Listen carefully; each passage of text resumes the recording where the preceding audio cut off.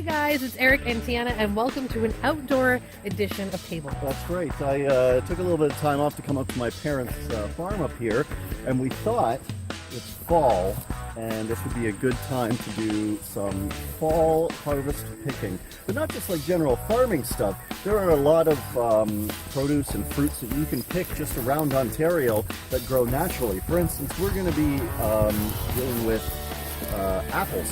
Wild apples. Wild apples. There are trees that grow just randomly, and we have found a number of them up here, so we're going to pick some and make something special for you. So these over here are some of the apple trees, and the great thing about apples is they're so versatile. You can make apple pie, you can make apple sauce, you can roast a pork loin with some apples, you can bake them, you can broil them, you can saute them and stew them.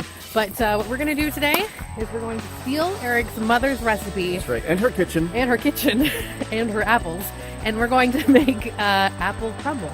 Yes, and delicious. It should be turning out fantastic. What you should note about some apples, though, is be sure to try them, because there are so many different varieties, so many different sweetness or tartness. So you just kind of grab one off of a tree, make sure there's no worms in it. That one's going to be perfect for what we need to do. So we're going to grab, say, a dozen, 16 of them off these trees back here, and then head back into the kitchen. And one interesting note, we do have, I don't know if we'd call it a hack, or maybe like a secret ingredient, but we're stealing Erik's mom's topping tip. We'll call it that. Yeah, she won't be on camera because she feels it steals her soul.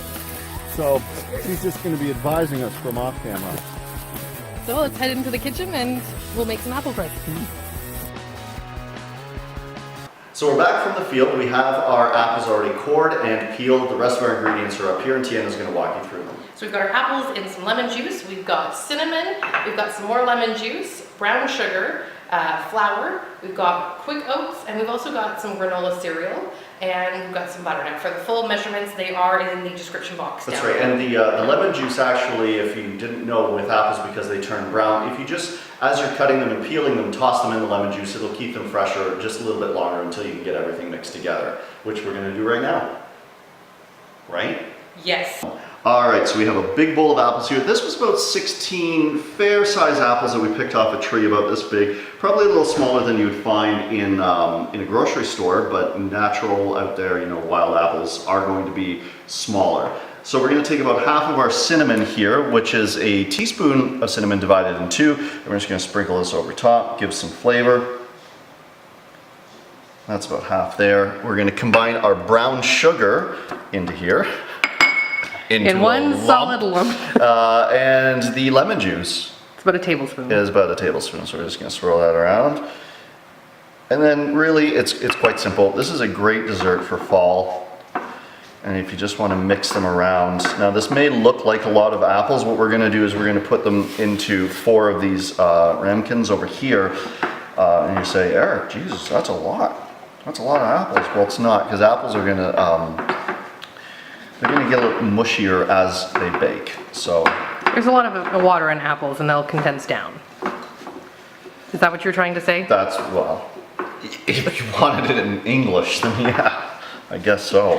And already, this smells delicious. Cinnamon on anything, really.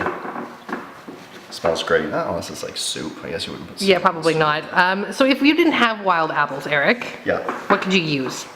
What do you mean, Tianna? You store-bought apples. True. Okay, what kind of apples? Oh, geez. You know what? It all depends on what kind of apple taste you like personally. Like I like really tart apples. I'm not a sweet apple person. Also not really like a soft apple, like a nice crisp apple. So I'd say maybe like a Granny Smith, yeah, maybe? Probably a Granny Smith if you can find them.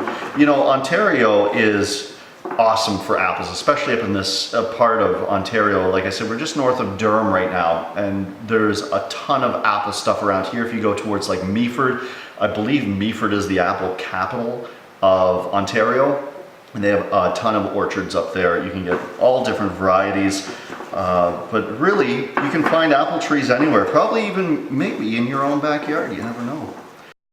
Okay, so I'm going to take over now because the battery died and Eric was rambling. So all we have to do is take the apples and spoon them into our baking containers. We're using ramekins so that they're individual portion sized, but you could easily just put them in a big container.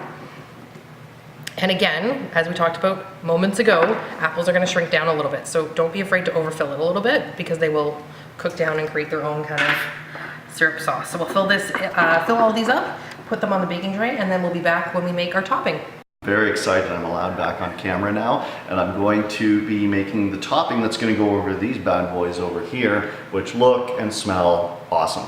So in a mixing bowl, we're just going to combine the rest of the cinnamon, which is a half of a teaspoon. Okay, we got some rolled oats as well. That's about a cup's worth. About a cup. And here's the secret. So this is like a granola cereal, and that's gonna add just a little bit more of a crunch to it. So we're gonna add about a cup of that, and then some flour. All right, how much is that, Tianna? That is a quarter cup. Quarter cup, there you go. She's the one that measured all this stuff out. You wanna mix the dry stuff together before you add the butter. That's right. Which I'm going to do using a spoon. Which we totally knew was gonna happen. There we go, look at that.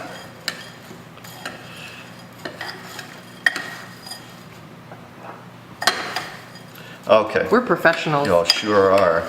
So now that we've got the dry stuff mixed, which I didn't forget to do, we're gonna add in 1/3 of a cup of butter.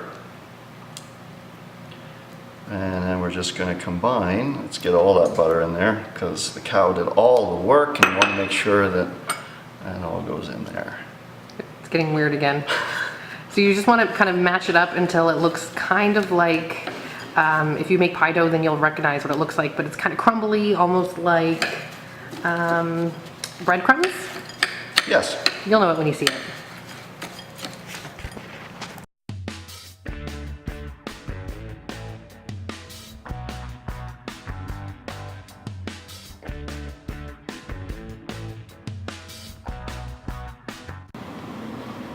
Okay, so we have our finished apple crisp here. Now if you have a little extra of the topping, a really good idea that my mom just told me is to put it into another ramekin, and you can, it'll cook down like the rest of the toppings, and then you can use it to drizzle over top when these are cooked. So we're gonna put them into an oven at 350 degrees for about 30 minutes. Now this is gonna depend on how you like your apples. If you like them a little bit more tender, then leave it in longer. You can just kind of check it as it goes. In about 30 minutes, we're gonna have some delicious dessert. So it's been about 30 minutes or so. We're gonna take out our delicious golden brown apple crisp. You can see the steam is still coming off of them. That's really hot. And we're gonna set them down here. What do you think, Tianna? They smell phenomenal. Yes. You know what, I gotta say, your mom's tip about putting the cereal in there is Looks really good, eh? Absolutely. So we've got our apple crisp with the crumble on top. You can serve it as is. You could put it with whipped cream or custard or whatever you want. Absolutely, or ice cream. Ice cream is a really popular one. Remember, for all the recipe details, it's down below, and make sure you like and comment on this video. Let us know what we should do next. And don't forget to subscribe because it lets us know we're doing the right thing. So I guess all that's left is to table it. Absolutely. Okay, thanks, Mom.